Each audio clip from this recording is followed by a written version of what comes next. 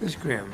Thank you. We were looking at the SOP and talking about stage 2 basic facts. Yes. And if we could have that back on the screen, please.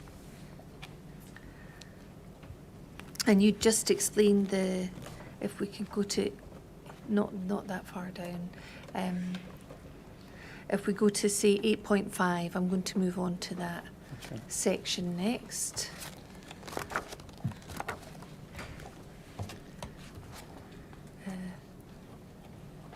Here we are. Sorry, it was Appendix N, I should have said. And well, let's just stick with Appendix N. If we move back up to stage 2, please. Thank you. And you were explaining why you took the view that that stage had been reached and surpassed.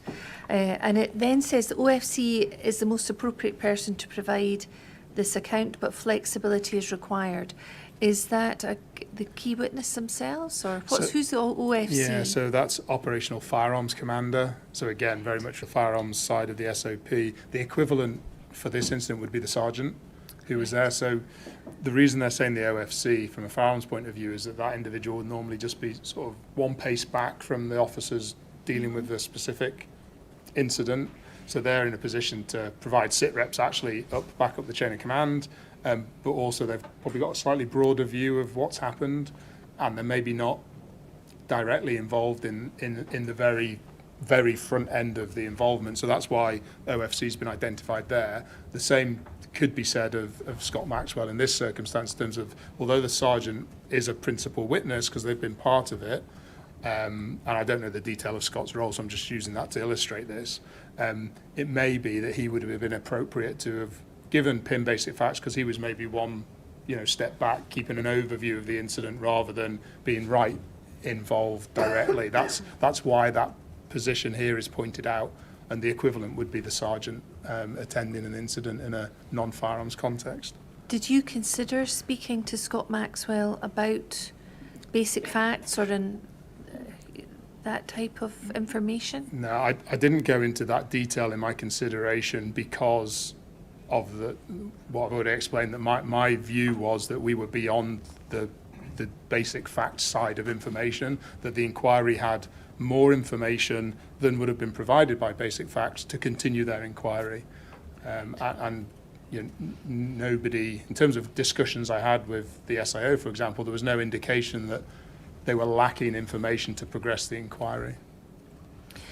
Can we move on to stage 3, please? Yep. Provision of personal initial accounts. Prior to the provision of an initial account, principals should have had access to medical, welfare systems and legal advice. The purpose of this initial account is to allow for a period of reorientation whilst obtaining a factual account from principal officers, allowing them to provide their individual recollection of events and to record what their honestly held belief of the situation was at the time force was used. The initial account should not include detailed threat assessments or detailed moment-by-moment descriptions of individual involvement in the incident. Then if we can go down slightly. The contents of the initial account should not be confused with that of a formal written statement, where a detailed account is provided. A formal written statement will be made subsequently when all principal officers have had time to fully consider what has occurred.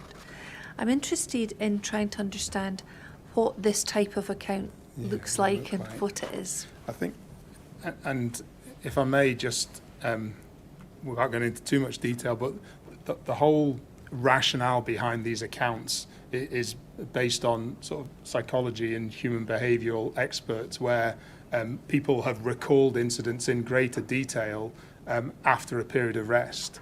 So rather than trying to obtain that detailed account at the time when people are still under a state of stress or shock or trauma of an incident, if you obtain that detailed account, then you wouldn't have actually the clarity. So this, I suppose, the view that you would get a better account on the day than you would get 2 days later is not borne out by the research.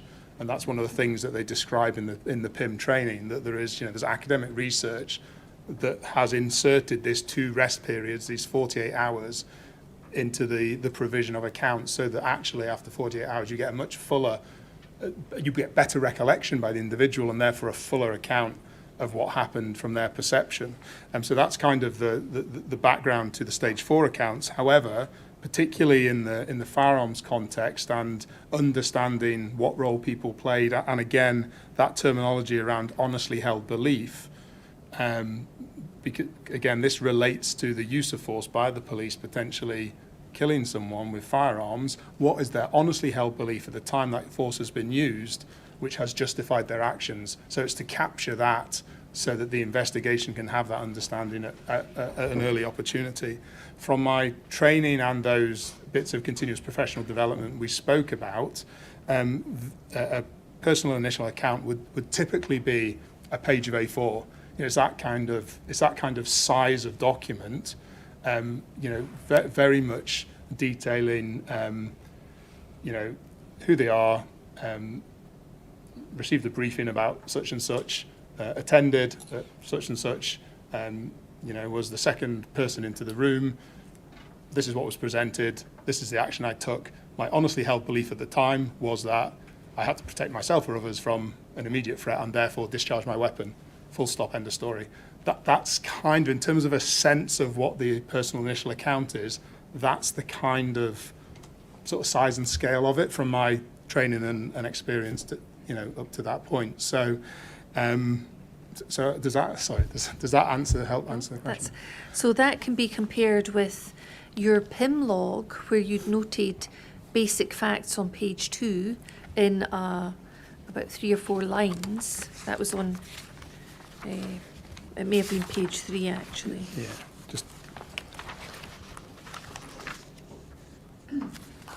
Just in the sit rep Page section. 2 it was, yeah. So the top is 4 lines, 4 or 5 lines, and that's the basic facts that you'd noted.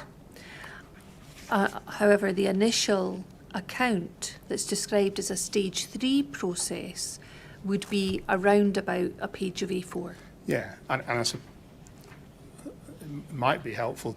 So it's almost, so it's a personal initial account. So whereas this is both a sit rep and a PIM basic facts are the collaborative sort of view of what we knew at that point in time. The personal initial account is the personal view of their role at that time and their honestly held belief about use of force. Right.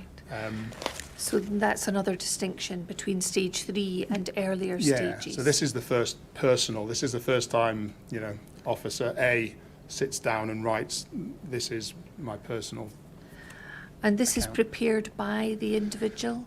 Yes, yeah. And shorter than perhaps an operational statement may have been? Much, much shorter.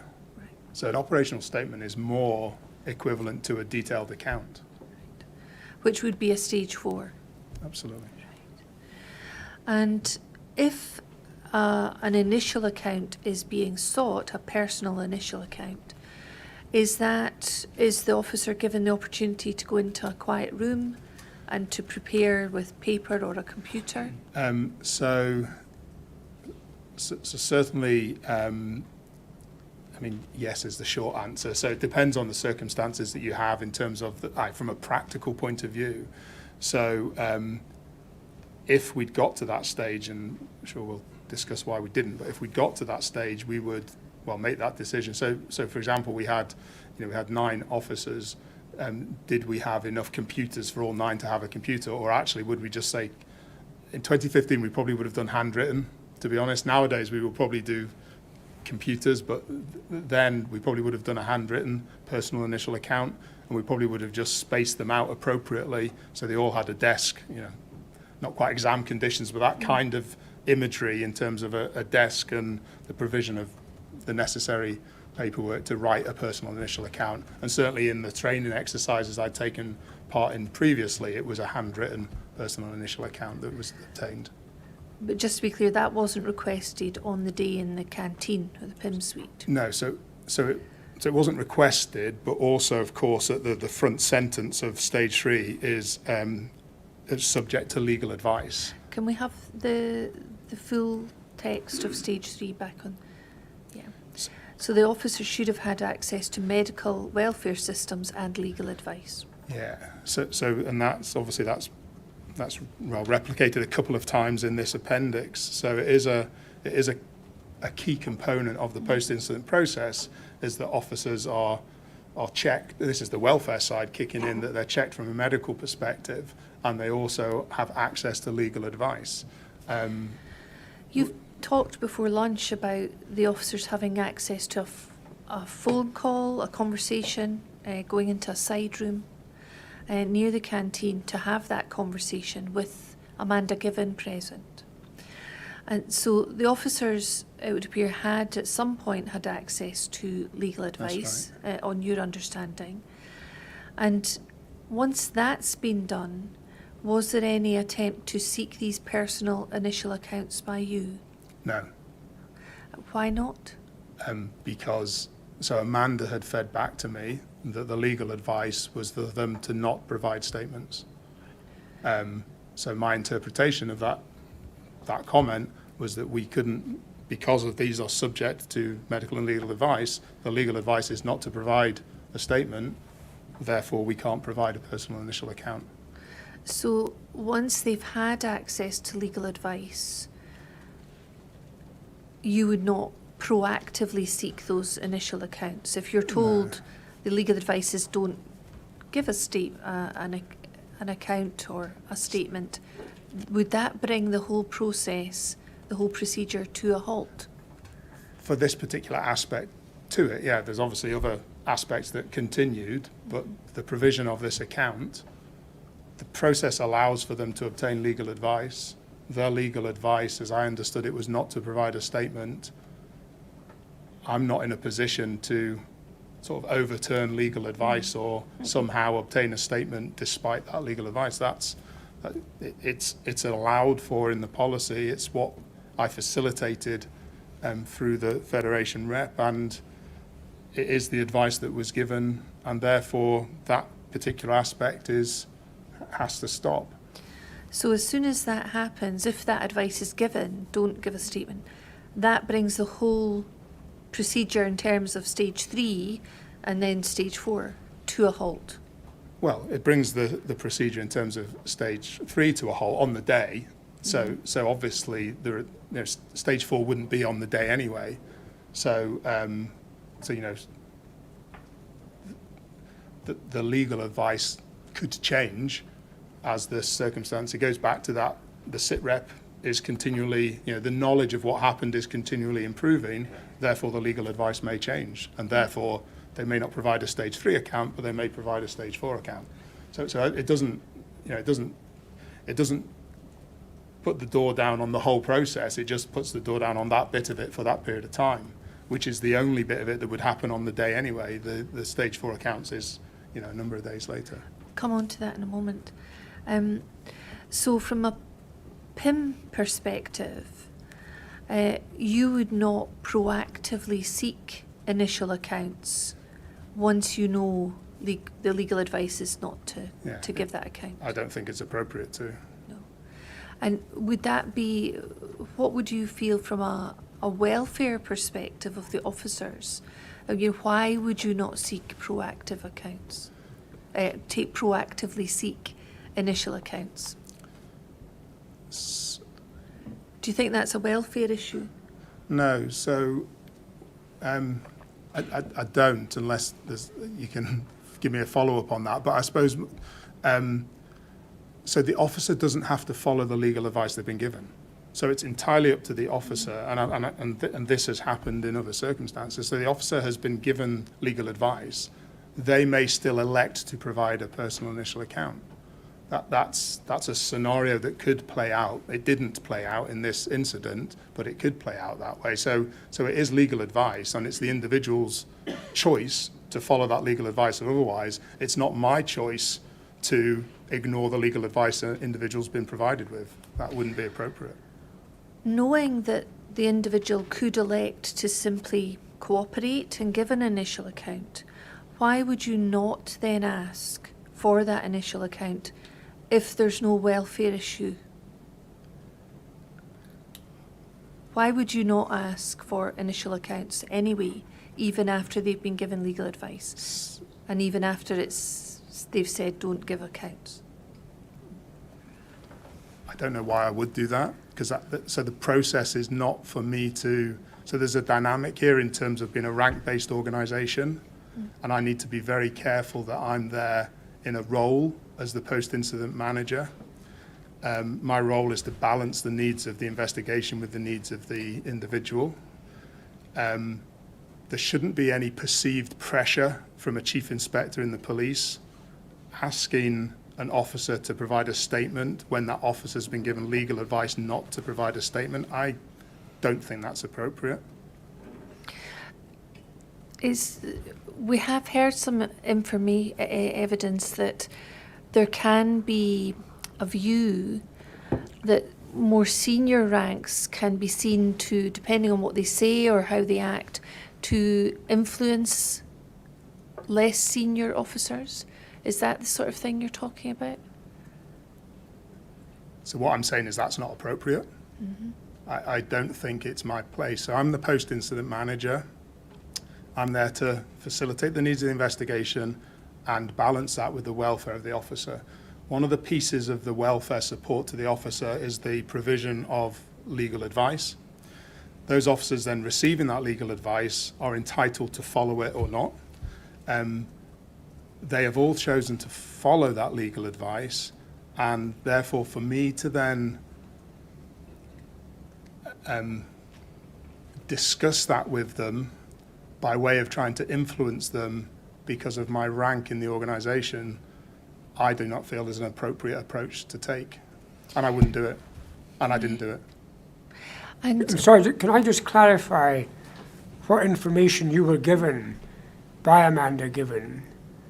Was it that they had been given legal advice not to give statements, or was it that they were refusing to give statements?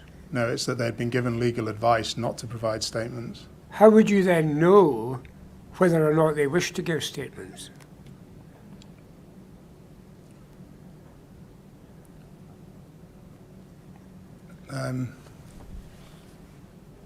So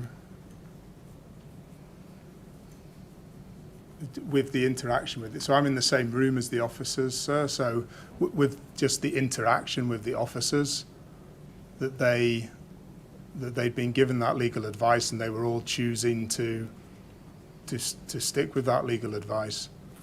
Does that mean that they told you?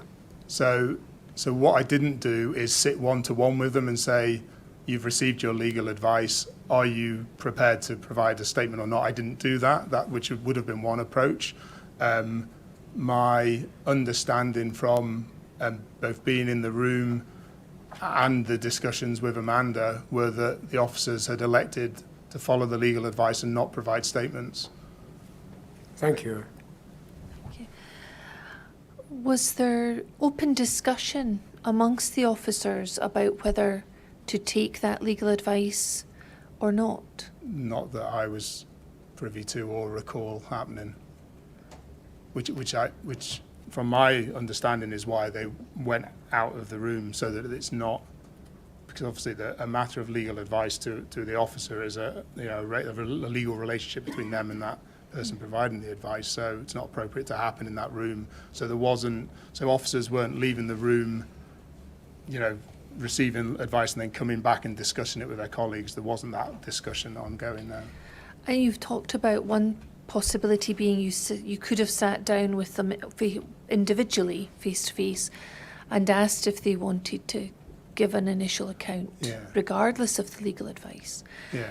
Or could you also have said openly to all the officers in the PIM suite, you will have received your legal advice, and regardless of that, if anyone wants to give me an initial account, could they put their hand up or let me know? So I could have done that, but I didn't do that. Would you see that as being some sort of undue influence or pressure on the officers? There's a potential it could be seen in that way. And is that the way you see it? So I didn't do it. I didn't give it as full a consideration at the time in terms of if it was an undue influence or not, as we're now discussing at this point in time. So it's difficult for me to answer further than that because I didn't do it, and I suppose my broad reflection on it are that it could be seen as an undue influence. If it was an automatic part of the process, you've talked about the briefing you gave at 11:30 and preparing officers by telling them what is part of the process. So if it was part of that process automatically that could be briefed initially, would that remove any concerns about influence? Yeah, so it might. Could I just go back a stage in terms of the broader context here was that there had been the conversation with the SIO, and notwithstanding the various levels of knowledge about the PIM process, the SIO had been very clear to me about the provision of a statement. When he'd sat in front of the officers, he'd been very clear to the officers about the provision of a statement. The officers had then received legal advice, and it had been very clear to them, and through Amanda given to me, about the provision of a statement. So that there's three very clear points of reference that were all saying not to provide a personal initial account on that day of the incident.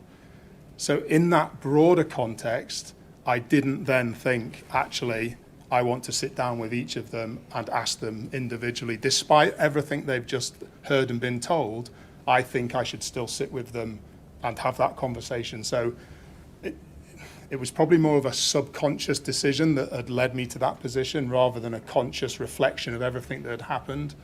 But that, those influences of the conversation with the SIO's discussion with the officers where I was present, and then the legal advice position for all three factors is what led me to the conclusion I came to, which meant I didn't either sit with them individually or as a group and still ask them despite those three other factors.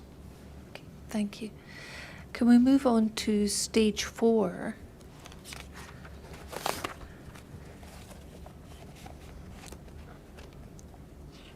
Well, I maybe should complete the first part of stage 3, which is at the top of the page. This gives an explanation of the personal initial account and how they're provided. That wasn't done this day, but the appendix sets out the procedure that would be followed if... That's right. And then if we can carry on towards stage 4. Keep going. Stage 4, principal officers' statements. Principal officers' detailed accounts or statements should not be completed during the initial stages of the PIP process. A period of reflection to allow thoughts and memories to settle is recognised as beneficial after a stressful and traumatic incident. This is commented upon in the APPAP Module 7 as a period of at least 48 hours. And that's the period you were talking about earlier. That's right. Notwithstanding the foregoing, following provision of an initial account, principals may wish to provide a detailed account or written statement, and subject to any legal or medical advice, this should be permitted. And again, just explain to us how this differs from stage 3. So the stage 4 account is probably much more akin to the statements that people are more familiar with in terms of a police witness statement for an evidential case, an operational statement for a police incident. It's a full and detailed account of the involvement of that individual in that incident. So everything from coming on duty right through the briefing, the incident itself, the aftermath, and so on. So you would expect as much detail as the individual could recall being provided in that statement. Like an operational statement. Absolutely comparable. Thank you. And can we just move down the page, please, just so I can see what it says on the next page.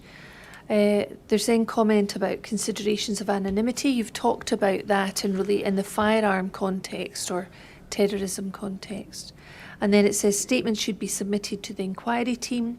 except in exceptional circumstances, as soon as reasonably practicable, and in any case within 7 days of the incident under investigation.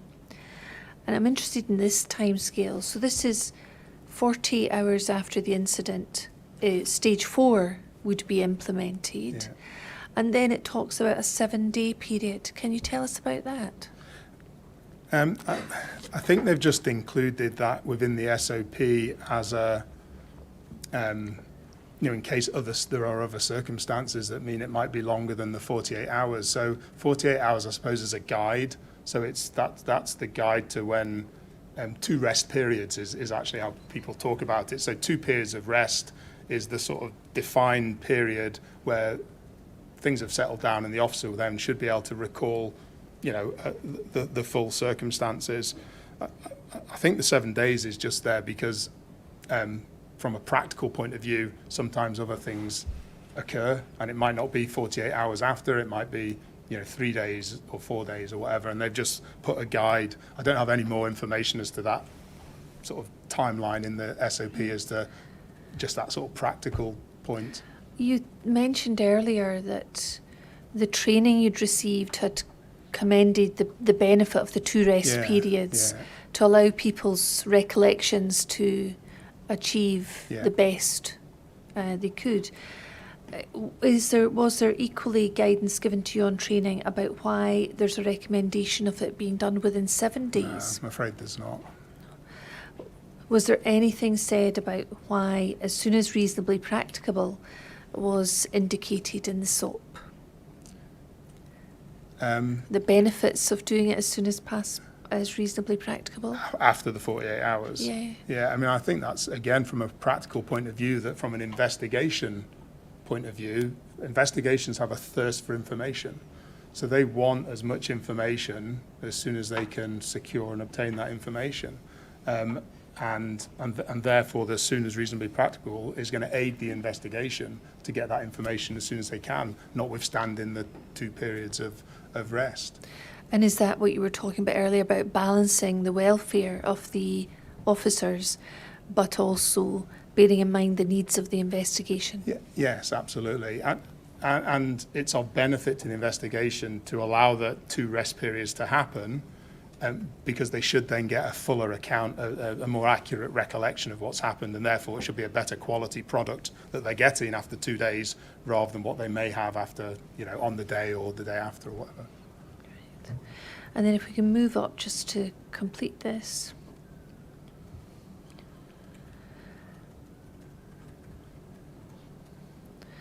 There's then a number of other matters raised about disclosure and legal privilege and matters of that sort.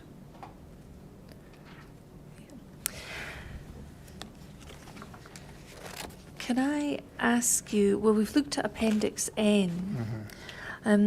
As I have read your statement, this was a procedure. PIP was never used before in Scotland for this type of scenario, was it? As far as I understand, as far as that's you're right, aware. yeah. Sorry, I should probably just absolutely clarify that. So from Police Scotland, I think this was the first time that it had been used in a non-firearms context. But I referred earlier to in Tayside Police, we had used it in a non-firearms context in relation to public order officers and taser discharge. So it had been used in relation to firearms matters. It's been used in relation officers. to firearms, but not in relation to this circumstance. So this was the first time it had ever been adopted in a more flexible way. Yes. Now, thinking about the training you'd had since 2009 and the experience you'd had of were acting as PIM in the taser situation in Tayside, and also the scenarios training that you'd gone through, did you feel equipped to take on the role of PIM in this particular matter? Yes, I did. Yeah. And you felt that the experience you had was suitable to deal with the circumstances? Suitable and relevant, because I'd had some experience in a non-firearms context. Can I ask you to look at section 6.1 of this SOP? And this relates to, it's right back at the beginning, sorry. This relates to a connection with PERC. So it says, PIMs facilitate, manage and ensure the integrity of the post-incident procedure. They will facilitate the PERC investigation whilst considering the welfare of the principal officers and others involved. Does this essentially mean that your role remained the same, whether it was Police Scotland officers who were leading the investigation or PERC? Yes, yes. And I think you said earlier before lunch you didn't have any contact with PERC that day. Is that correct? That's correct, yes. So was that the whole of the 3rd of May you didn't have any contact with Correct. them? Would you have expected to have direct contact with PERC that day? Or would you have expected any contact to be through the SIO? So can I answer that in 2 ways, please? So at the time, I remember being content that the SIO was being that link between the investigation and me as the PIM. And I was aware that Police Scotland detectives were still carrying out some inquiries and PERC officers were carrying out some inquiries. So it very much sounded like a joint investigation. I mean, I didn't go into the detail about is there a PERC equivalent to the SIO or anything like that. I was content that the SIO was speaking on behalf of the investigation in its broadest sense, i.e. Police Scotland and PERC. So that was my thoughts at the time. What might be helpful is just to, again, in terms of learning, so now, and for a number of years, PERC have been absolutely integral to the post-incident process, and I would expect a PERC investigator to meet with me as the PIM. Not only that, but the PERC investigator sits in the PIM suite.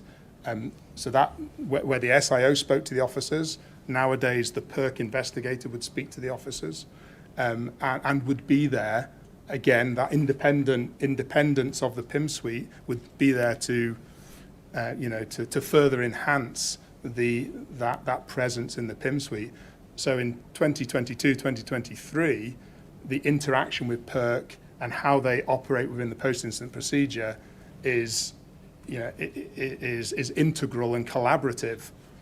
In 2015, probably just because it was the early days of Police Scotland, early days of PERC, that relationship, that working collaboration hadn't been trained, tested, put into practice, and therefore it didn't happen.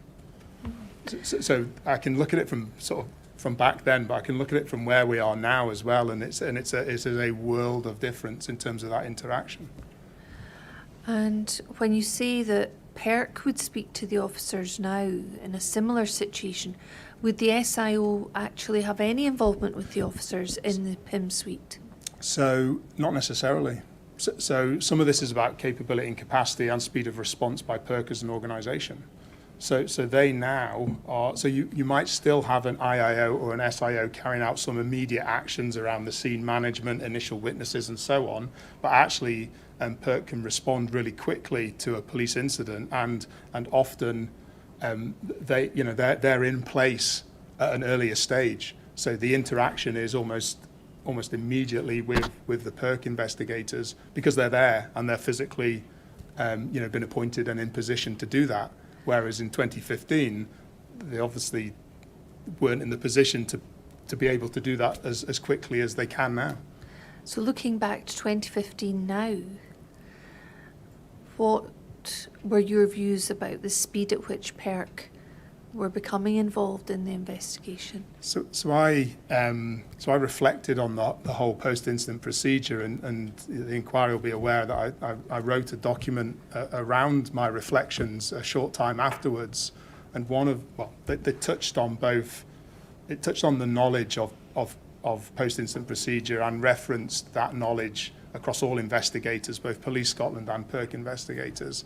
And we will come to that. Right, sorry. I'll finish asking you about the day itself, yes. And then we will come on to the lessons learned You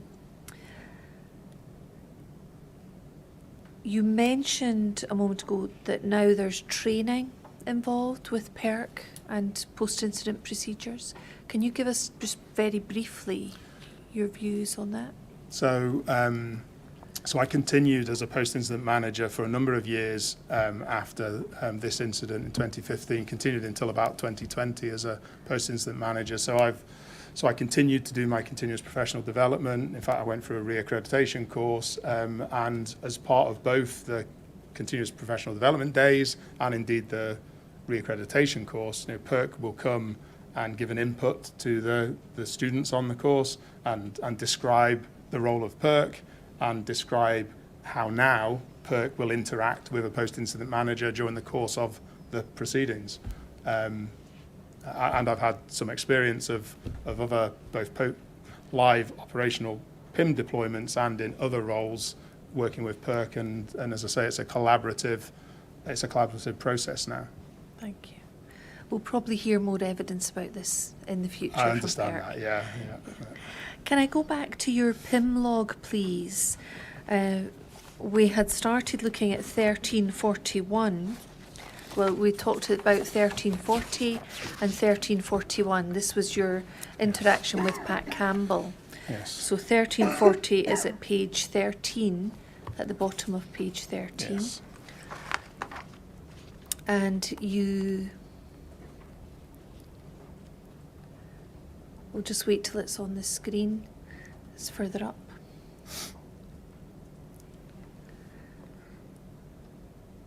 That's it.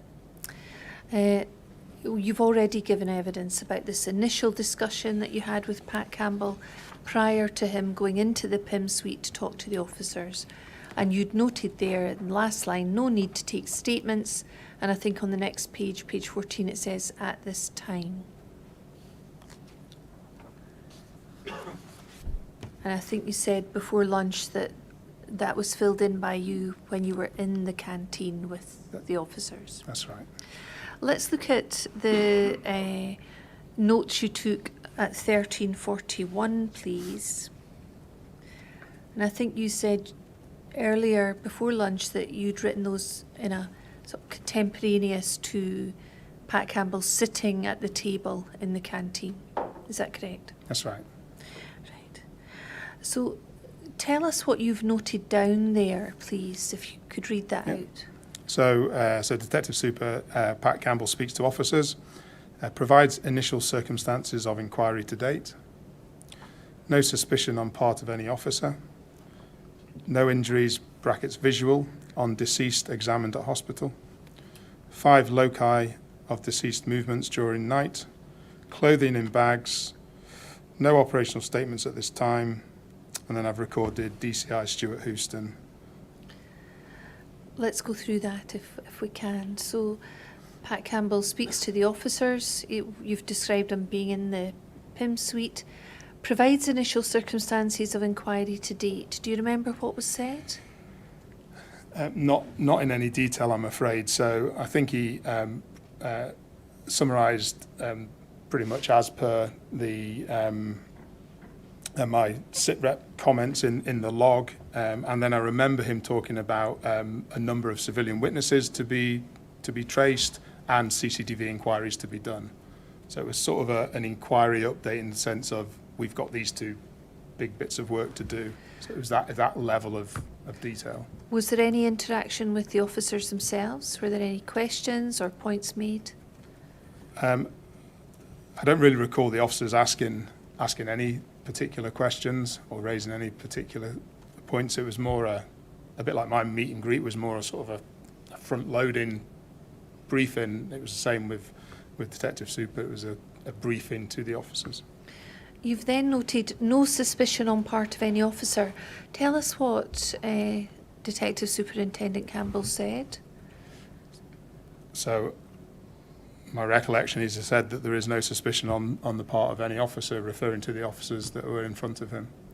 Did he give any explanation or reasoning behind that? He didn't at this time, no.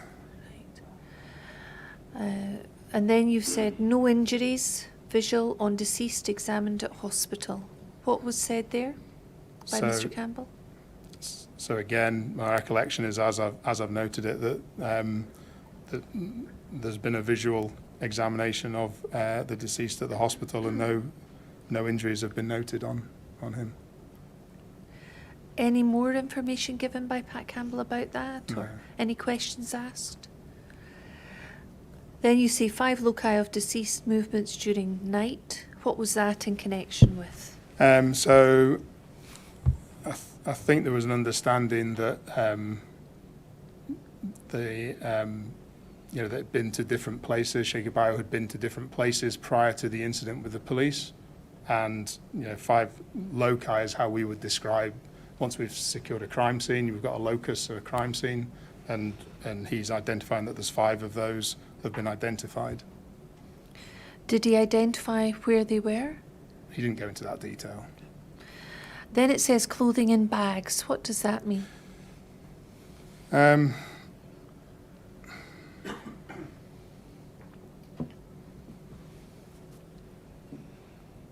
struggle to recall any more detail about that. I mean,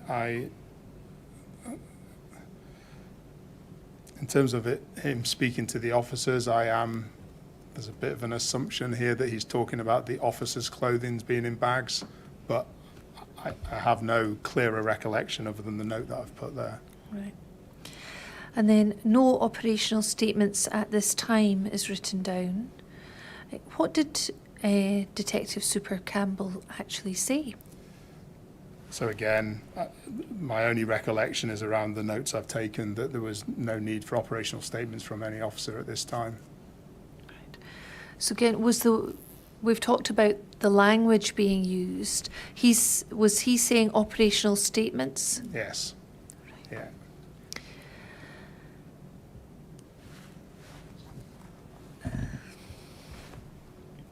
Can I ask you, we've not heard from Pat Campbell yet. We've not No. heard his evidence yet. He has given an inquiry statement to us, which I've had an opportunity to read. Can I ask you, because we may hear from him that he he was SIO. There was a gap in his knowledge in that he was not aware of exactly what had occurred with the key police witnesses when they came into contact with Mr. Bio in Hayfield Road. And in the absence of eyewitness testimony at this stage, what were the actions, the use of force of the individual officers involved when they were restraining and arresting Mr. Bio? And that was a gap that he had identified and believed it was operationally critical to the investigation. And that was why he was keen to seek the submission of their personal initial account and or operational statements. And he explained in the briefing that there was requirement for operational statements or personal initial accounts, which was effectively stage 3 of PIP.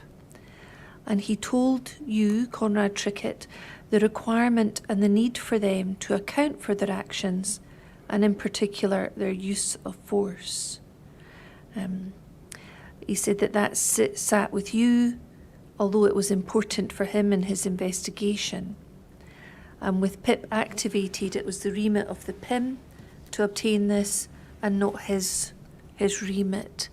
So, as I say, we've not heard from him yet, but it would appear from those paragraphs that he's identified that there was a gap in his knowledge as part of the investigation. And he did explain at the briefing that he was looking for operational statements or personal initial accounts. And I just wondered if you could comment on that at all. So I'm aware of the paragraphs you're referring to, and I was surprised to read them. It conflicts directly with my recollection, and it conflicts directly with the contemporaneous notes that I've made at the time. A personal initial account and an operational statement is not the same thing, as we've already discussed. So to say either or is not comparing like with like. So I don't think that recollection is accurate. Correct me if I'm wrong, but a personal initial account would be a stage 3, Correct. and the more detailed accounts that we've discussed would be the stage 4. Correct. And operational statements would be akin to a stage 4 Correct. statement. Which I think you've already said you would not expect stage 4 statements to be made available or sought on the day itself. That's correct. Can you explain or give any, do you have any reason to understand why there seems to be a difference between you and Pat Campbell on this point? Can you think of any circumstances where maybe some confusion or miscommunication has occurred? It was very clear to me what he was asking for at the time, and that's what I've recorded in my log. And it was very clear to me what he said to the officers at the time, and that's what I've recorded in my log. I can't explain the statement that he's provided. And as well as what you have recorded in your log, in terms of your own personal recollection now today, is your recollection matching your own log? Yes. How confident are you that your notes in your log are accurate? Very. Thank you.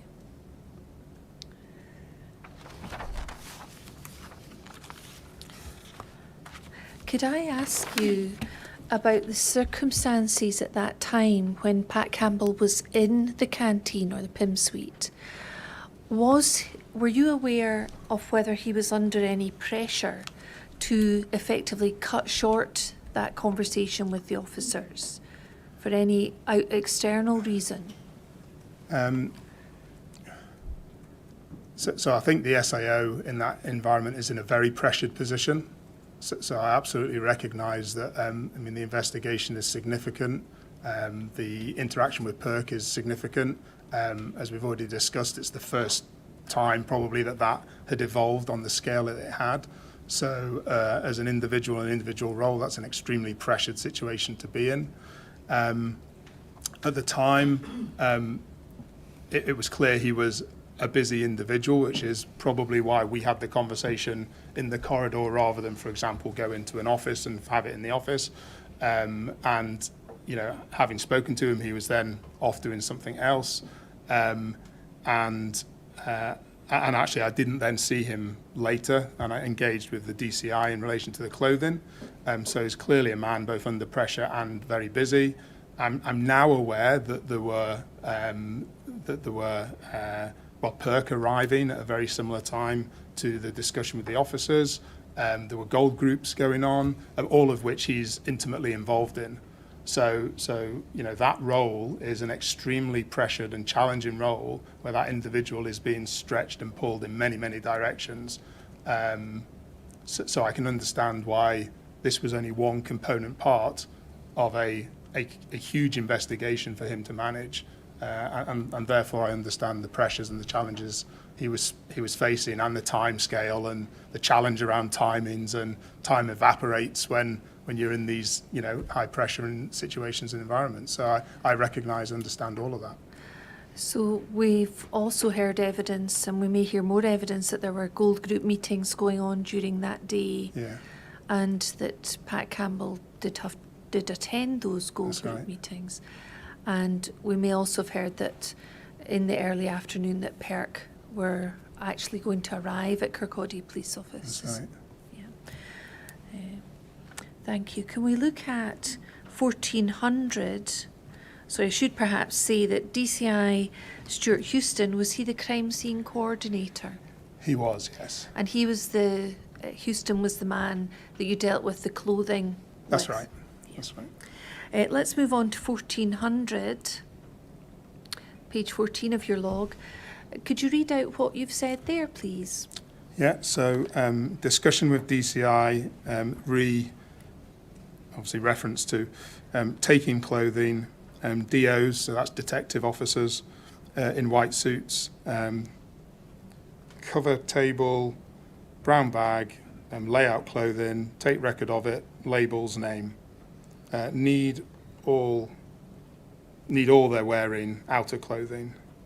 Could you explain what that entry means? So what I've recorded is I've paraphrased, bullet pointed the description of how the DCI wanted the clothing to be recovered. Is that Houston? Yes, sorry, yeah. So his names have been given to me by Pat Campbell, which is why I've recorded it above there, just as the just as a point of reference for me to remember his name. I've then met with him at 1400, and he's just explained how the investigation wanted to forensically recover the clothing. And so, and explained what that meant in terms of equipment and outer clothing, which included boots. And then this is the process that he wanted to follow. Detectives would wear white suits, so the classic image of the forensic suit. So they would be wearing, so that's to avoid any cross-contamination with their own clothing. So wearing white suits. So they were going to cover the table. So it was going to take place not in the PIM suite, just for clarity, in the canteen. They had a separate office with a table in it. They were going to lay out, they actually put white covering over the table, and then brown bags is the production bags that police use. So a brown bag with a see-through strip in it, so you can see the item. As described here, so the intention was for the officer, and this is about the officers are witnesses, so this is about the dignity of the process for the officers, while still achieving the investigative aim of forensic capture. So this is about them laying out their equipment and clothing, and then the detectives would take that clothing, put it in a brown bag, and take a record of it, obviously in a production manifest and a label, obviously a label as well, where we would always label our productions. And name, I'm assuming, refers to the name of the officer, would obviously be associated with each item of clothing. And then that bit about all clothing, that's the bit they wanted all their outer clothing, so everything that was outward facing on the day in question, right down to including their boots. Can I ask you, what involvement, if any, did you have in recovering the vest from Nicole Short? When I say vest, I mean her body armour with her high visibility vest. So I remember being shown her vest. Who by? Possibly by the officer herself. Nicole Short? Yes. Although I can't imagine anyone else would have shown me that vest. So I think it was her. Remember we spoke earlier about the equipment being placed down. So I recall that she showed me the vest and then placed it down. And the conversation would have been, well, I just leave it there until we know what's happening. So that would have been before I understood what the recovery of the clothing was going to be. When did she show you her vest? So there's a period of time after the meet and greet, before some of these processes are kicking in, and you'll see I've recorded things like T-shirts being handed in and taken off. I think it must have been in that time frame. What I haven't done is I haven't recorded that in my log, so I can't be more specific than that. If we go back to page 13, we see at roughly 12:15, you have entries saying change T-shirt and change clothing to civilian clothing, that type of thing. Yes. And you've mentioned PC Tomlinson and you've mentioned PC Payton. Yes. So when you say that Nicole Short showed you her vest, what did she actually do? Was it round about this time? So my recollection is it was, but I recognise the fact that I've not recorded it, so it's not as accurate as my records show here. So after the meet and greet, officers are then coming forward with their personal circumstance in terms of, so the things I have recorded are good examples. Look, can I change my T-shirt because there's contamination on it?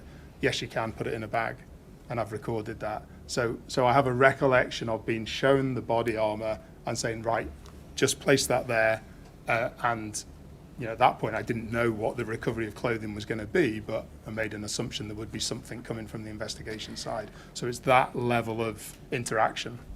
Why did Nicole Short show you her body armour? I don't know. What did she say to you about it? So I think she made some reference to having been assaulted, and I think she was showing it to me to demonstrate why she'd been assaulted. But I don't have a strong recollection of that, I'm afraid, and I didn't write it down. So I'm aware of evidence that the inquiry has now that I'm here, so I don't want to confuse my recollection at the time with what I now know. So my recollection is I don't have a strong recollection of that interaction. What did you say to Nicole Short to do with the vest? Just to place it down, and we would come to clothing during the course of the process. So we can see that with the change of T-shirt for PC Tomlinson, you've noted the contamination with spray, put it in the bag. You've spoken to Peyton about it, and with changing his clothing, you've talked about his locker. Was there any suggestion by you to put the body armour in a bag or anything along those lines? So we spoke earlier about the sort of the de-kitting and what I was faced with when I arrived, and there were some pieces of equipment, and then a lot people had already de-kitted and it was in lockers. So my preference was for that to be left where it was until we understood from the investigation team what they wanted us to, what they wanted us to do with that. But bear in mind, the policy is not to recover all the clothing. So at this point in time, I didn't know what the recovery, this forensic strategy in relation to clothing would be. So in the same way that there were other items, so we had some bags with us. The production bags are generally not the size of body armour. Right. So we had some production bags, I recall, in the canteen, and it was simply a case of what's the most practical thing to do in this circumstance whilst we await instruction from the investigation team. So there's a number of, I guess there's two examples in the log, and there's the third example with the body armour where I've either said, look, put that in the bag and we'll leave it there until we get that instruction. In PC Peyton's perspective, he was going to change into civilian clothing, says, right, leave your uniform in your locker. And in the case of Nicole Short with her body armour, it was a case of, right, position that down there, as there were other positions. So I've taken a number of options in terms of just, let's just secure it in the sense of put it somewhere where we know where it is. We'll wait for the investigation side to tell us what they want to do with this, and then we'll work it out from there. I'm conscious that's now 3 o'clock. 15 minutes at that point.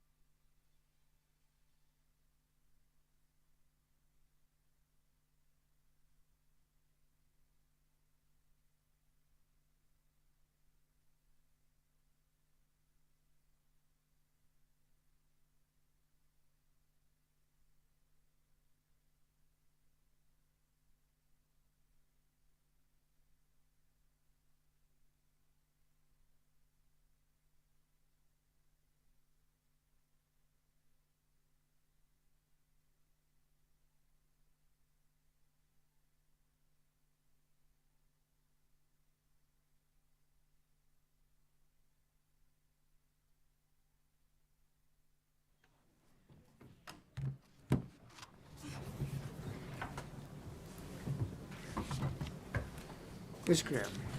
Thank you. Before the break, we were just talking about Nicole Short's body armour. We've been calling it her vest, but it was the black body Yes. armour and the high-vis vest over the top of it. Do you, thinking back now, do you have any recollection about why Nicole Short showed you her body armour? So I was aware that I was aware that the report was she'd been assaulted as part of the incident. She was the officer who had gone to hospital and had arrived back at the canteen at Kirkcaldy a short time before me, or around about the same time as my arrival at Kirkcaldy. So I made a reference to her having had that. I think at the front one of the early pages in the log there is a reference. It's a typo on my part in terms of, I think I put PCN Shaw, but it's short. It should have been short. So Is this on page 13? no, sorry, it's actually right at the beginning. So page 2, which is where the SITREP page is. At the bottom there, you'll see I've just put a little asterisk there. So Yes. there's a section above it that talks about principal officers removed from scene to PIM location, basic needs, and then there's a box there saying any injuries. And so I've just put a little asterisk in that box, and then at the bottom I've written PCN Shaw attended hospital and returned to PIM suite. So that's my typo in saying Shaw. That's Nicole Short I'm referring to there. So I was aware that she'd been, a part of the confrontation had resulted in her needing to go to hospital to be checked, and then she'd elected to come back to the canteen to the PIM suite.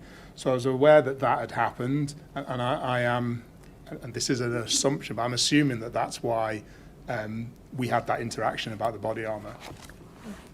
When you say an assumption, do you have any recollection now at all about that interaction with Nicole Short? Not in any detail, I'm afraid. I'm sorry. So I was just checking in the break, and you were obviously asked in your inquiry statement about recovery of the clothing and the Yes, equipment yes. of the officers.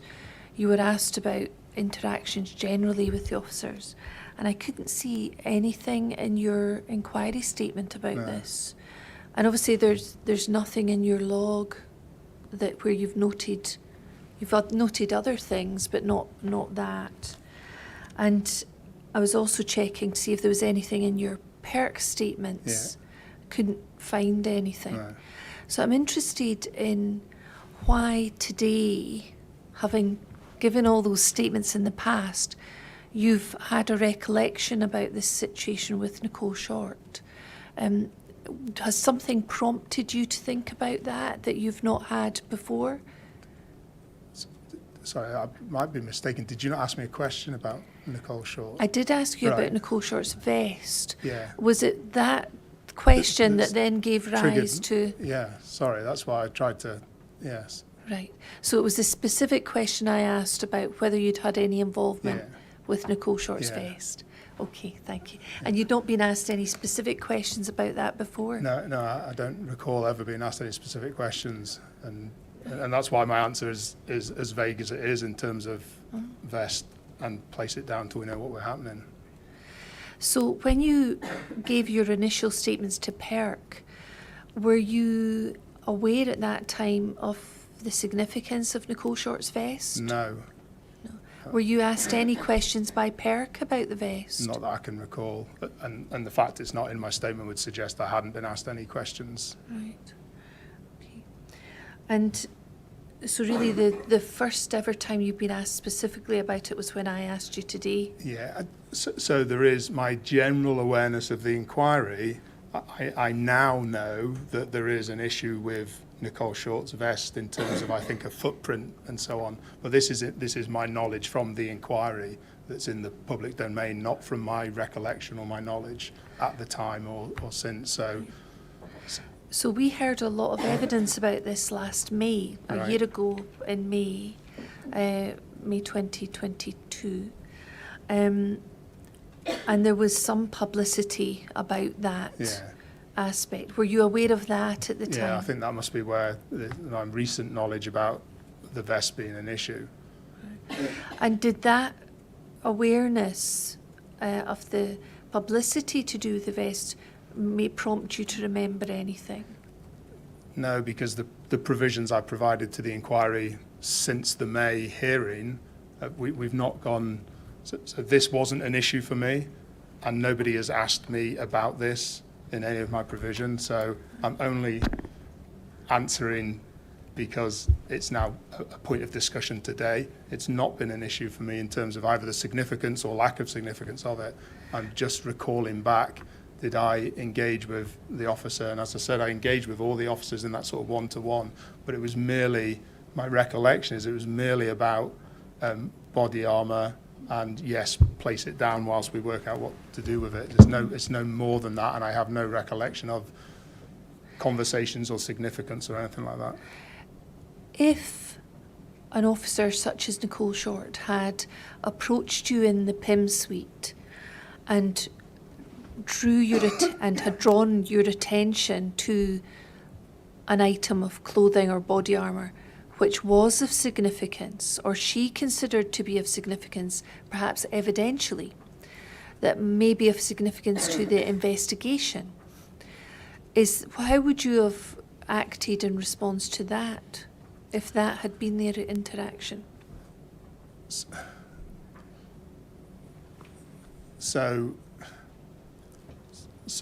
I think what I would say is, you know, I've responded to officers coming to me in a variety of ways, depending on what they've asked. So we've got an example in the log of the T-shirt being bagged, another example of clothing, keep it in the locker.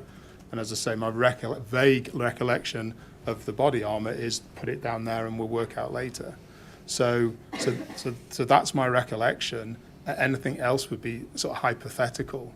If an officer is, so all officers know about the retention of productions.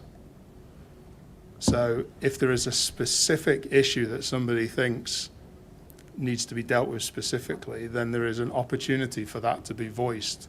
I've no recollection of this being a matter of significance at the time, of this being a point of discussion, of measures having to be put in place. It wasn't specifically raised to me, it wasn't raised by the SIO, more than the general recovery of all the clothing was as part of that sequence. So if an officer came to you as PIM and said, here is my vest, I think I've got a footprint or a foot mark on this vest, it's of importance. Is that something you would likely note in your PIM log? yes, as I did with other items.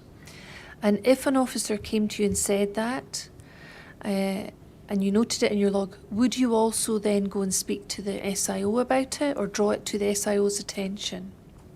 So I wouldn't leave the PIM log. I wouldn't leave the PIM suite to specifically go and speak to an SIO about an item of one item of clothing.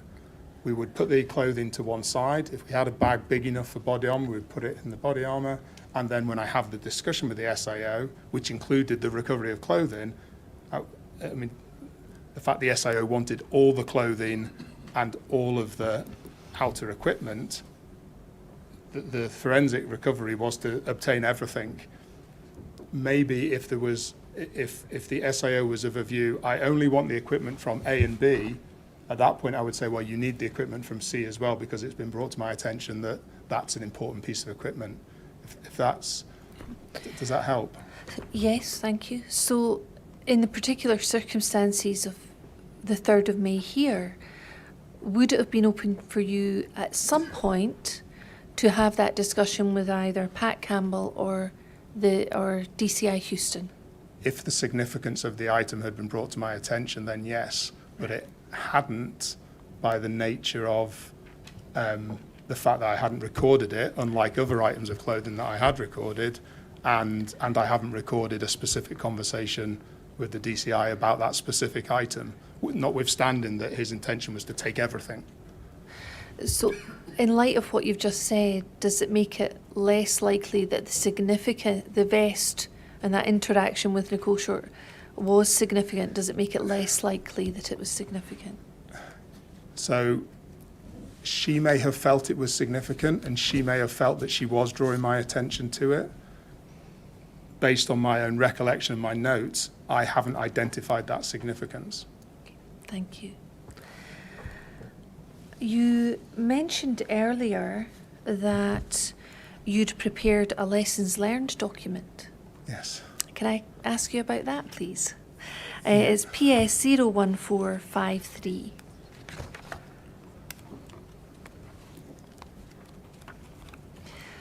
And I think this is a 4-page document that you have prepared, and I think you say in your inquiry statement that you prepared it after 2015. Do you remember the date that you, or round about the time that you prepared it? So obviously I didn't date the document, which clearly would have been handy now. My recollection was, if I said after 2015, my recollection was it was within, I think it was about August of that year, August 2015, that kind of time frame. So within a matter of months? So months after, yeah. I'd like to go through this with you. You've talked about, it's 4 pages, and you've identified 6 lessons learned.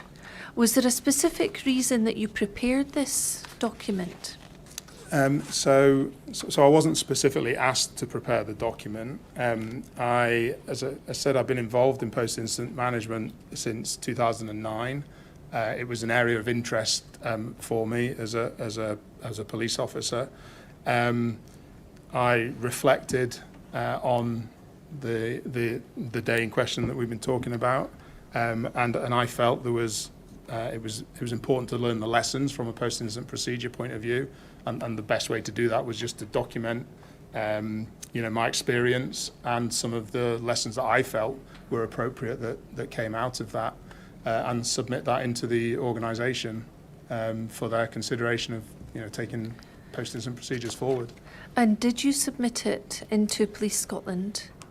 Yeah. So at that point in time, post-incident procedures, again, because it was a firearms thing, was still within the remit of Armed Policing Command, and there's a Chief Firearms Instructor position in that command, and I emailed that individual, the Chief Inspector, who's the Chief Firearms Instructor, who has that responsibility around, at the time had the responsibility around post-incident procedures and so on.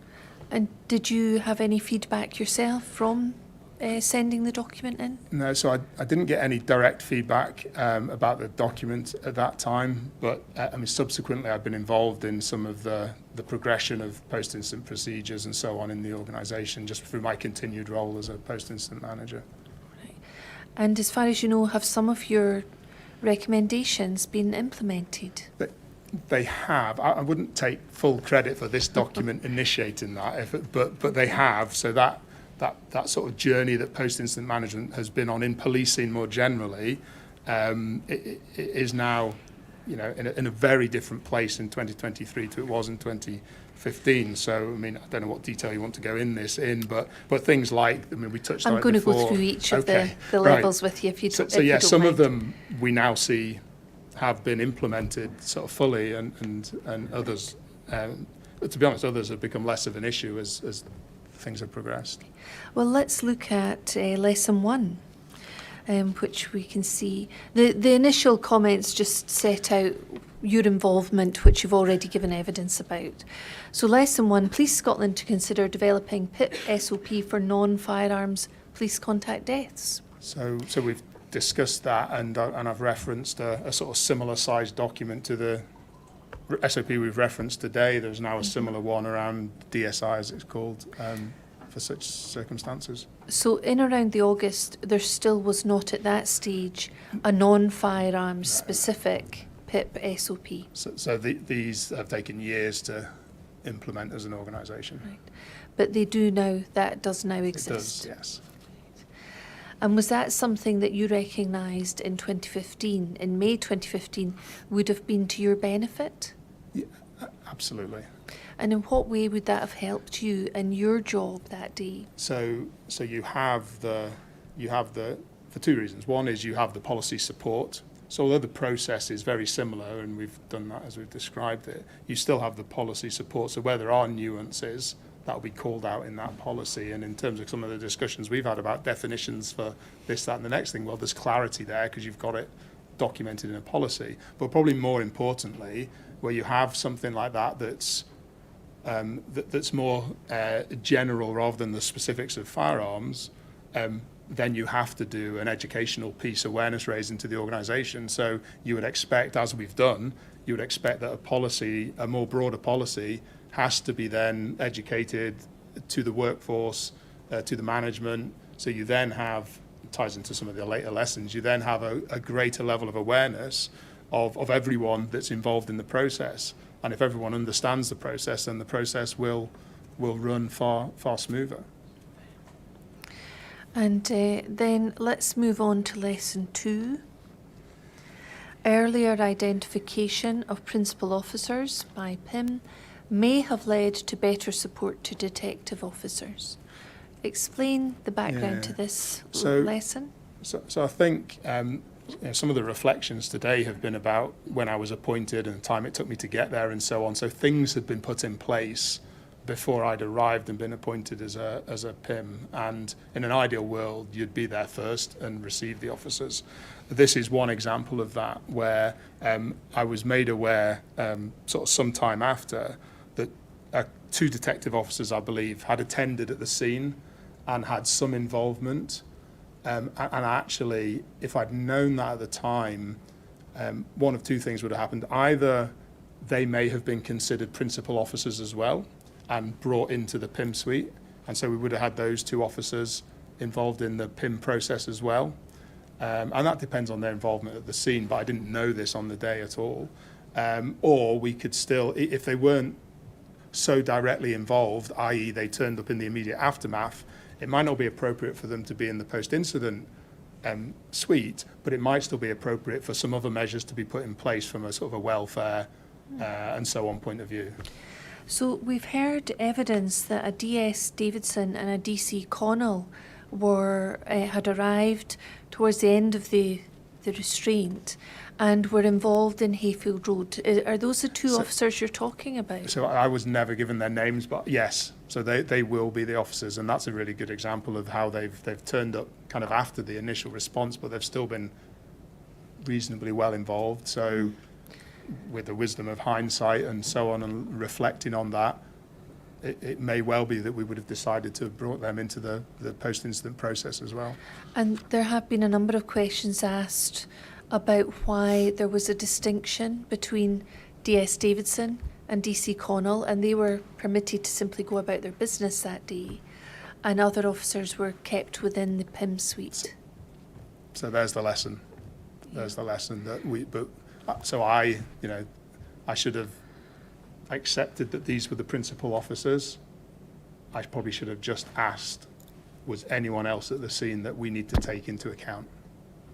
And that didn't happen, and there's the lesson. If you had carried out step 2 about obtaining basic facts, we'd looked at the Appendix N and it talked about identifying the officers.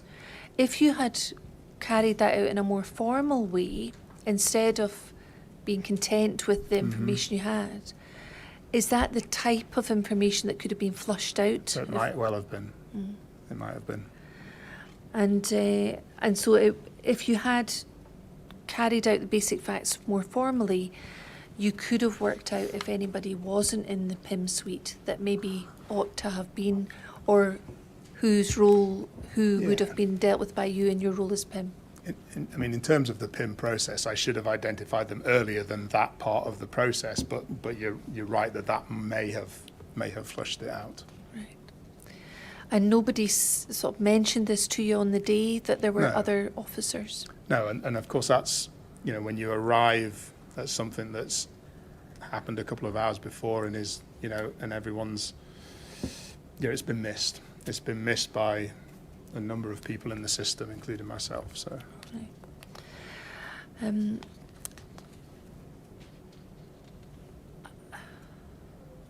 And then, if we look at what you've written in Lesson 2, you said you prepared this round about the August. You say about 1340 hours, same day, Chief Inspector Trickett spoke with the appointed SIO, Detective Superintendent Pat Campbell. He advised him the inquiry was to be a PERC investigation. Instructions from PERC were to take external clothing from all officers, and there was no need to take statements at this time. So again, here it appears that you're saying that was your understanding of the position on the 3rd of May, that That's right. Pat Campbell had said there was no need to take statements. That's right. So this was round about August 2015. Yes. And then you talk about a discussion, and you pointed out a section of the SOP covering clothing. And the rationale given for taking the clothing was simply that it was standard to take the clothing of any witness who may have had contact with the deceased in a sudden death inquiry. Detective Superintendent Campbell asked to speak to the officers, and this was facilitated. I'm interested in this phrase about the rationale. Taking clothes was standard to take the clothing of any witness who may have had contact with the deceased in a sudden death inquiry.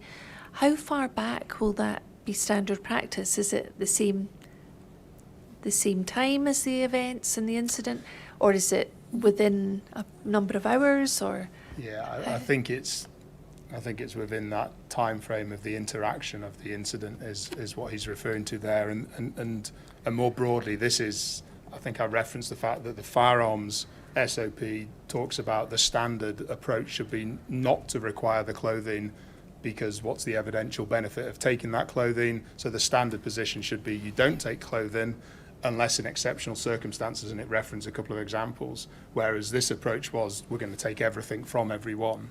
So there was a contrast between what the SOP said and what the SIO's position on it was.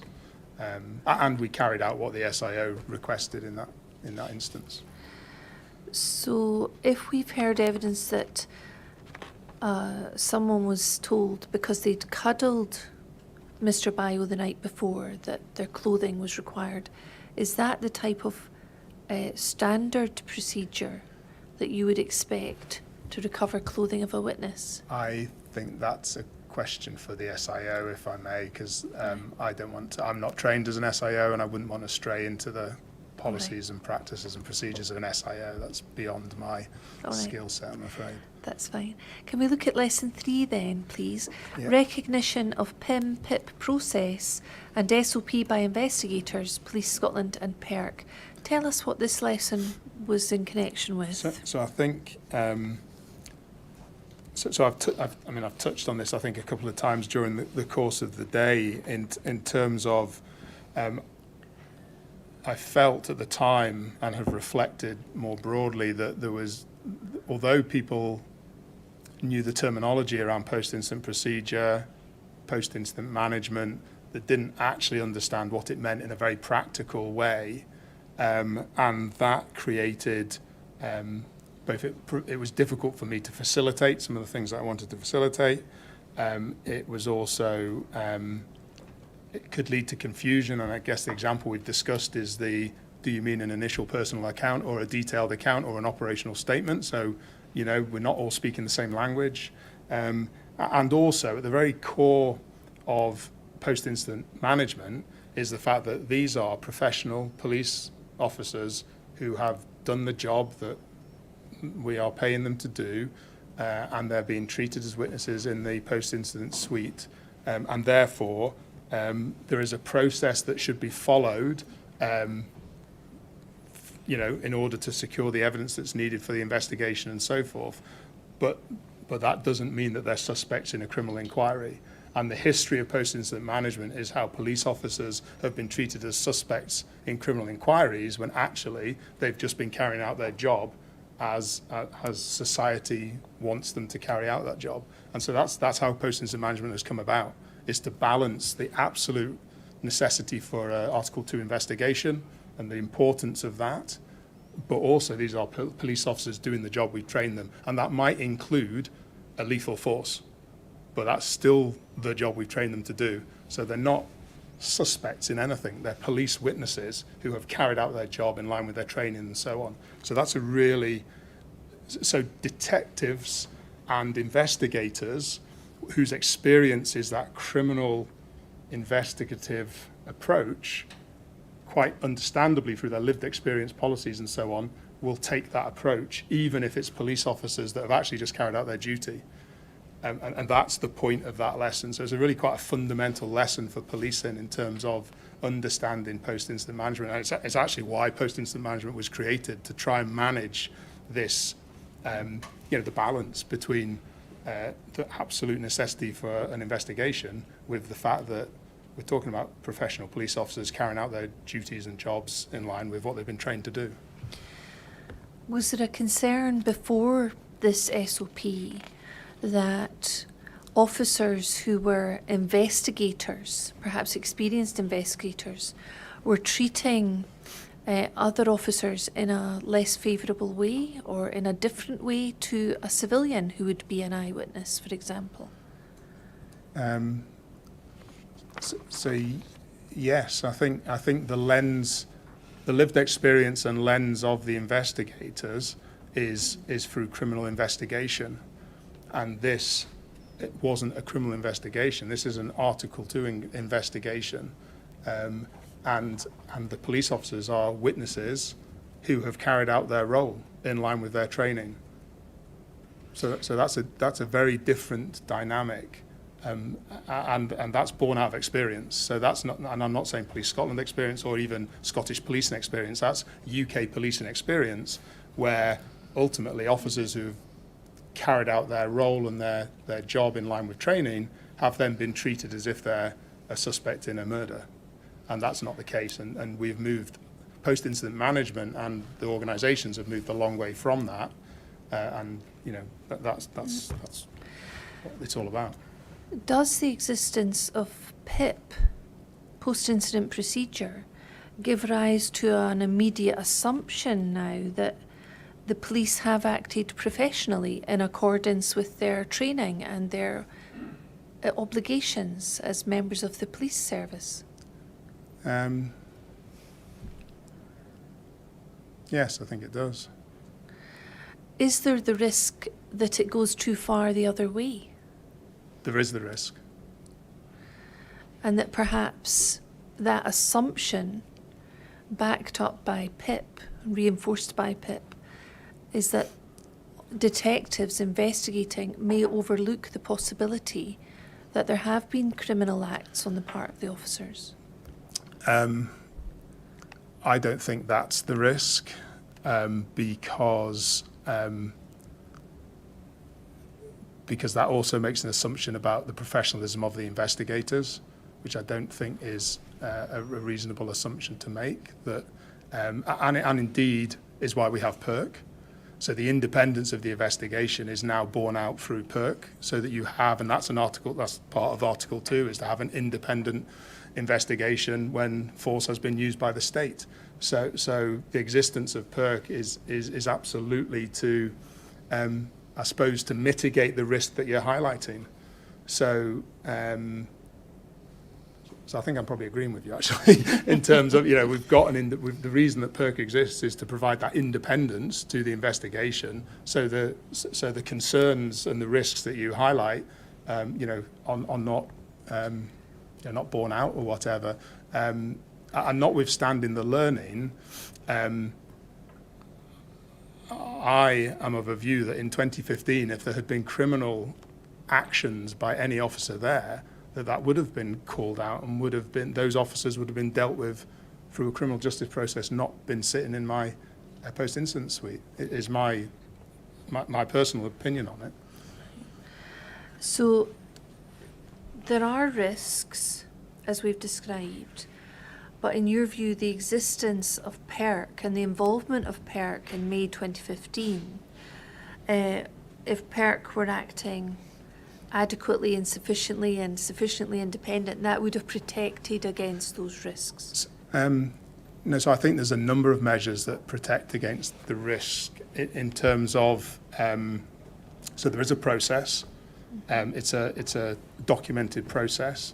It's one that has to be adaptable, but in its generality is followed.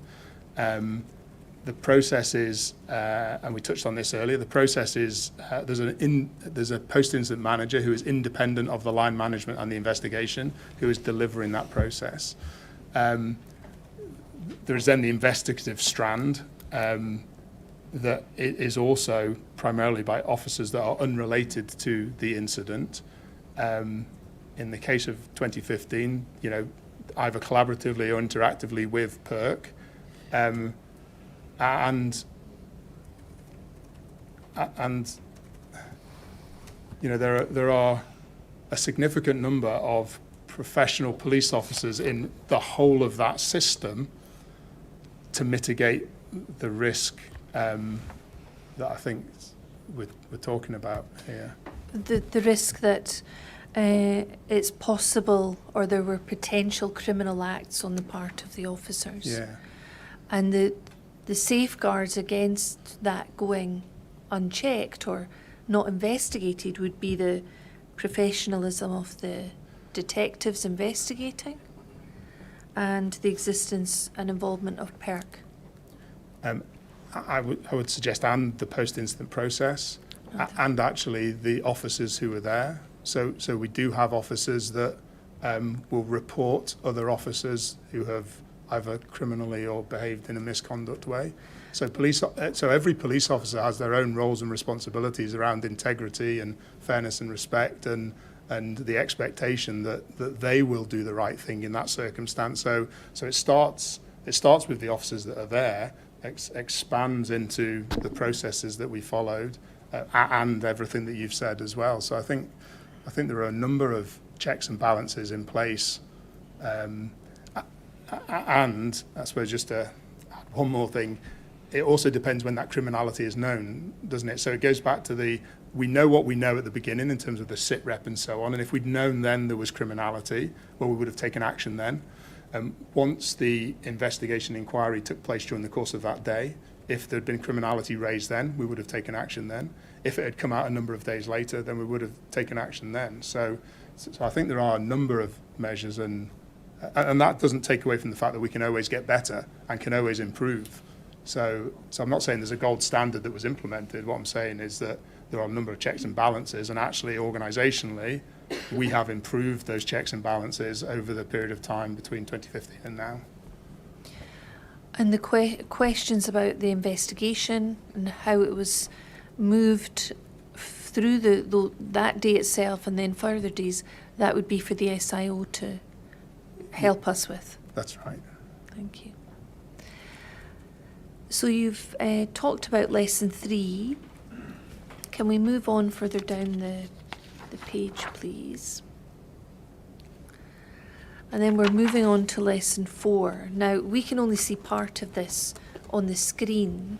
It says, review section 13 of SOP in relation to clothing to reflect PERC stance of seizure.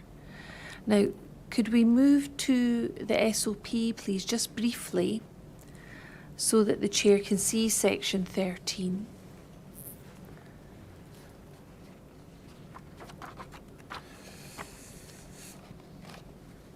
Sorry, I don't have an exact number, but it's section 13.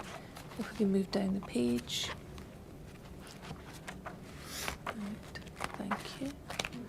And we see this relates specifically to clothing, and there's an expectation that support will be given to investigation strategies, and that includes the recovery of clothing worn by the principal officers. And so, to go back to your lesson 4, you were suggesting a review of section 13 of that SOP and in relation to clothing to reflect PERC stance of seizure. What do you mean by that? So this goes back to the commentary we've had about, I suppose I'd describe it as the blanket approach to take all clothing, all outer clothing, and so on. And that isn't reflective of what the SOP says. So the SOP almost says the presumption in firearms context, the presumption should be that the officers keep their clothing, because what are you proving by taking the clothing? So at the time, there was what felt like a real what's the word? A Divergence of what the policy said and actually the stance of PERC at the time. So on 2015, Was that the stance of PERC rather than the SIO? that so I think that was the stance of PERC, but I'm saying this with the lens of hindsight, that this might have been discussed subsequent to the incident. So if I knew at the time that this was I knew it was a PERC inquiry and I was being asked for clothing, I'm not sure I'd joined those dots at the time, but since then, this was discussed with PERC in some of those training days I referred to, Okay. when PERC came to post-incident management days and so on. So I think, well, the lesson is just that we need to reflect that, because there's a divergence in what the policy says and actually what PERC's view on it was. Actually, in 2023, that divergence probably doesn't exist now, because there probably is just a kind of a balanced and pragmatic approach to the seizure of clothing. So it maybe it aligns itself more to what the SOP says now than. So it's been a journey in terms of where we go with that, and I think people's understanding of, what they want to seize and why they want to seize it is. So, I mean, a good example in the firearms context is you only take the weapons that you need to take, or in a taser conference, just take the taser that's been discharged, not everyone's taser, because you don't have to disprove that those have been discharged to prove this one has, and so on. So I think there's just been a growing maturity of both organisations and the process and so on of that. So I was probably just calling that out in this recommendation, although it probably has been superseded by progression. Can we look at lesson 5, please? Review of OH welfare support to officers in light of confidentiality legal advice issues. Tell us what this lesson was in connection with. So what became so because of the position around the provision of statements, there was a desire to understand, obviously, what the officers' experiences were on the day. We wanted to refer them to TRIM, which I think I said was so trauma risk management processes, where but there's an element of the officers offering up what took place in terms of that interaction with TRIM practitioners and occupational health, and it became apparent that what they said in those circumstances could then be disclosed to PERC, as it would have been at the time, and used.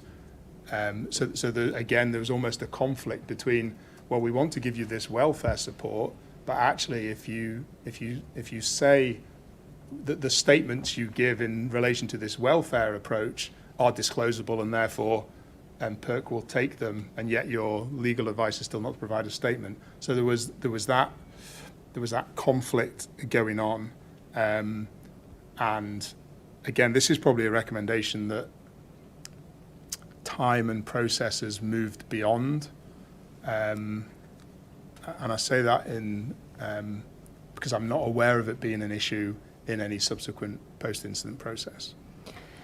But it was an issue in the aftermath of this. A concern that in explaining the individual's experience in order to fulfil TRIM procedures, they may have effectively been given something like an initial personal account or information that could have been to their detriment in some way. I mean, I'm not sure I'd use the word detriment, but certainly in conflict to that legal advice that they were being provided. So on the one hand, they're being told, don't provide a statement based on your legal advice. On the other hand, they're providing a verbal statement which has been documented in a TRIM or occupational health manner, and then that's been disclosed. So the two are, again, in conflict. And how has that been resolved since 2015? So my experience of post-incident management since 2015 is that the legal advice has changed, and the provision of personal initial accounts is far more common. Right.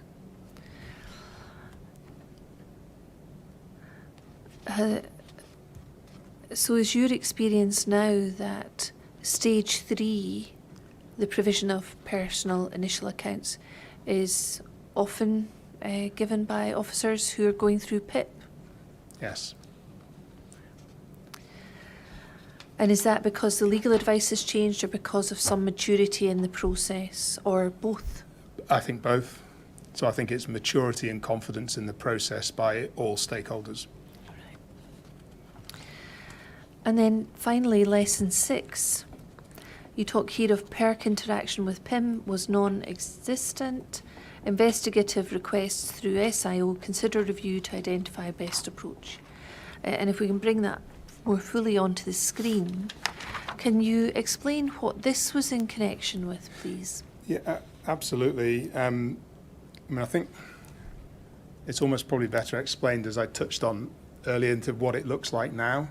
So I probably couldn't have put my fingers on at the time what it should look like, but now, PERC will interact with the post-incident manager directly. So they'll appoint a senior investigator. That individual will interact with the post-incident manager directly. That individual will attend at the PIM suite. That individual will sit in and brief the officers on the PERC aspects of the process, and therefore that officer sits within the PIM suite and from that independence conferring perspective as well. So that's what it currently looks like, and that feels a much better place to be in terms of the collaboration and interaction with PERC and the independence side of it that we've touched on today than we were in 2015. Because I think you said in 2015 you had no contact with PERC on the 3rd of May. Has that also helped increase the levels of confidence between officers and PERC? Yeah, absolutely. There may have been some concerns that, although reassurances were initially given to officers in the canteen, that in the absence of PERC, nobody would know if things were going to change when they came to take over. Would that be a concern that you recognise? I don't think that was a specific concern of mine, but if other people have voiced that, then I would understand that. I think it, from my perspective, it's more the practical aspect of what they're trying to achieve and how they want to achieve it, and having that direct interaction with the post-incident manager. And actually, and this isn't what I thought at the time, but actually the independence and the being in the room and so on is all growing maturity. So this is more about organisational maturity, I think, from 2015 to 2023. Right.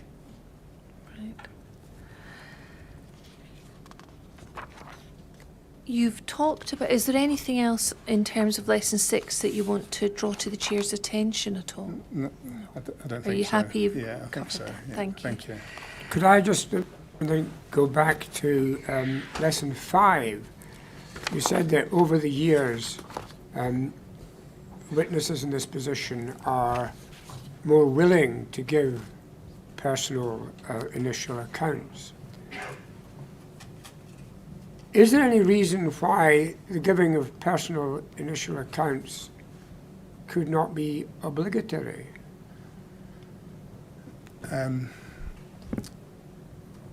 That's an excellent question, sir.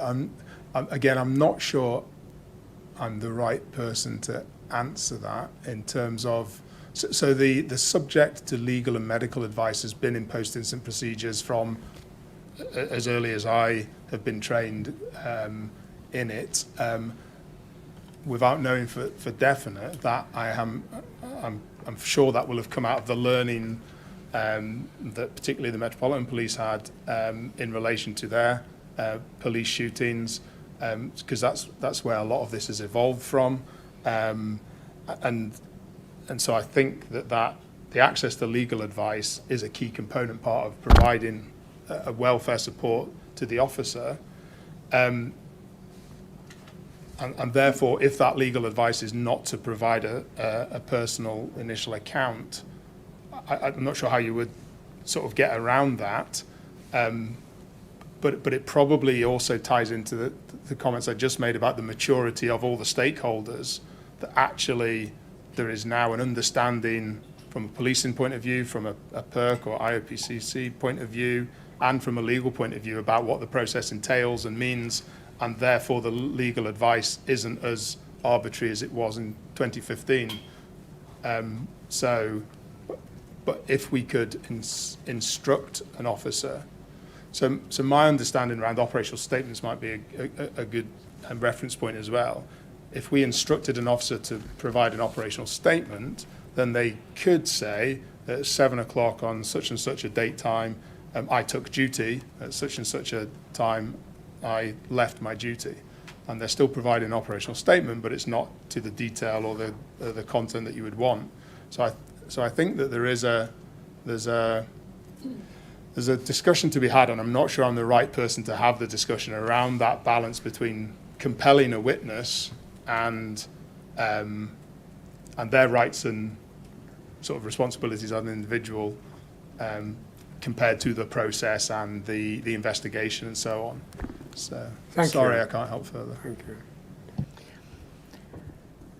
When we're looking into these initial accounts and the refusal to provide accounts on the basis of legal advice, are you aware of the impact that that refusal has in terms of public confidence and public perception about the actions of the police?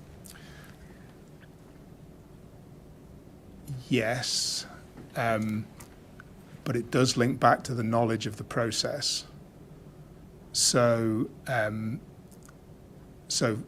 operational statements, full accounts, were never going to be given on the day of the incident and would only ever come between 2 days and 7 days after. That's the process, that's the policy.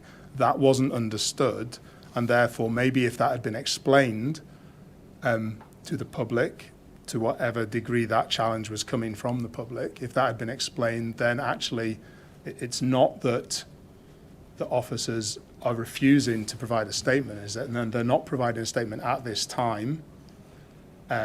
Actually, the procedure allows for them to not provide a statement at this time.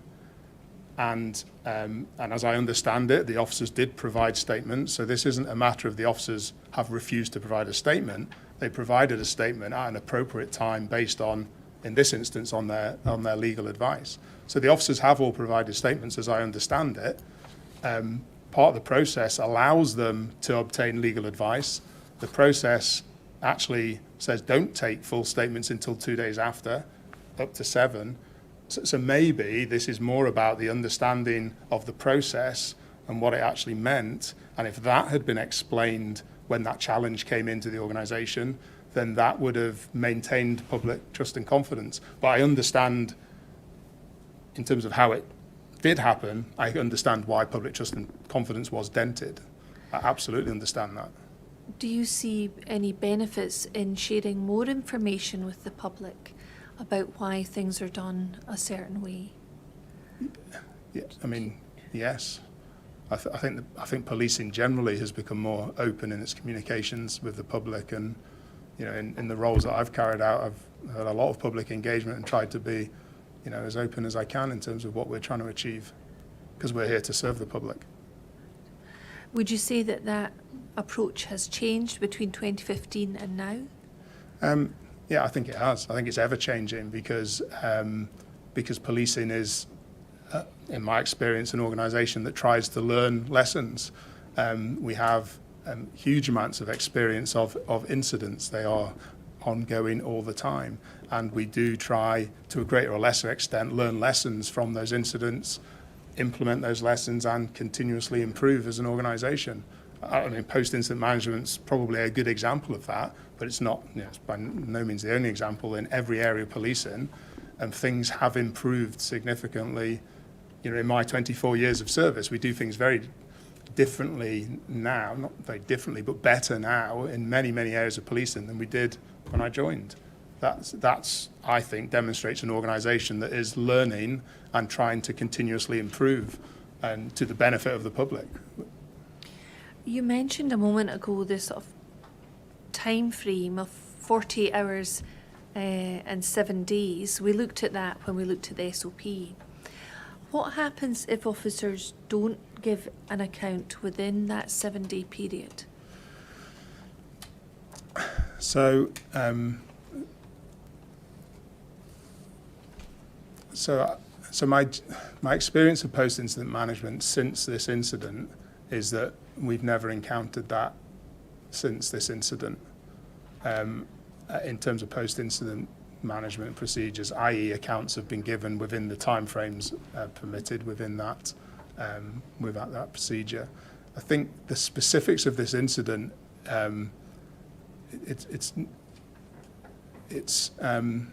you've got to understand why. So there's not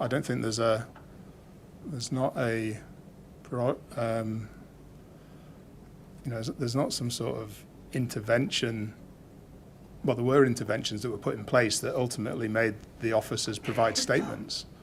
So again, I think it's understanding why it happened and how to work through that so that they provided statements. And that is, now I wasn't directly involved in that, so again, it's maybe the evidence of others that can provide that information more clearly. But the circumstances that were faced were worked through, and as I understand it, the officers did provide statements, notwithstanding it was outside that timescale, but that was from their perspective, for good reason. When you say interventions were put in place, what are you talking about? So from the position, so this isn't my direct evidence. So so the discussion around the provision of statements was the discussion that carried on beyond my role as a post-incident manager and involved the Federation and PERC. But my understanding is ultimately those officers did provide statements, and therefore they moved from a position of legal advice was not to provide statements to a position where they were happy to provide statements and provided them. So that's the interventions are how did we get from that stage to that stage as well. And that'll be something that we would need to speak to SPF or PERC about to get more indeed. information. Yeah.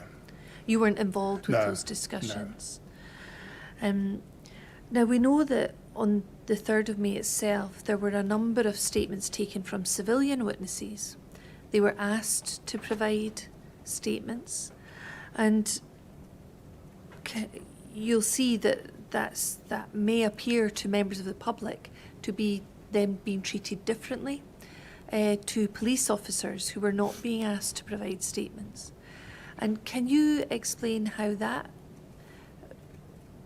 perception of differential treatment has impacted on matters on the 3rd of May or later? So we touched on this earlier in terms of the police officers being professional witnesses, in terms of the research that indicates that they will fully recall what happens more clearly if they're given the 2 rest periods, and therefore the police process has evolved to put that in place. Is the question, I suppose, is that the same for civilian witnesses? Yeah, they're not being given 2 days. They're obviously being asked to give statements on the day itself. So there's probably 2 aspects to that. One is the differential between a police officer's active involvement in the incident and the traumatic impact that might have on the officer, which may be different from a civilian witness. But also more broadly, the fact that actually we've learned some of these lessons in terms of how we interact with victims of crime as well. And we don't necessarily take full accounts from witnesses of crime as soon as they report something to us. And the best example actually at the moment is rape victims, whereas we may well take full accounts from them a number of days after the incident. So there's probably 2 answers to that question. One, that's sort of the immediate difference. There is a difference. So these are police officers who have been directly involved, and that direct involvement means that they are an active participant, and therefore, that's why they're being treated different as opposed to a civilian witness who may be observing it. But there's the broader point there around actually some of that learning is valuable learning for wider investigations? It would appear from the existence of the PIP SOP that that recognition was there for officers who were involved in an incident to be given 48 hours before a full detailed statement is taken or account. We've also heard evidence about Colette Bell, who was the partner of Sheku Bayo, who was told a death message was delivered and she was told about his death, and then a lengthy statement over a number of hours was taken. Have lessons been learned in relation to that differential treatment between the partner of the deceased and officers? I think that's a matter for the investigation side. Okay. It wouldn't be right for me to comment on that as a post-incident manager. All right. Can I ask you to consider section 14 of the SOP, please? Ms. Graham, are you going on to a new chapter now because it's approaching Yes, sorry, I quarter didn't past? appreciate the I think we'll stop there and continue at 10 o'clock tomorrow morning.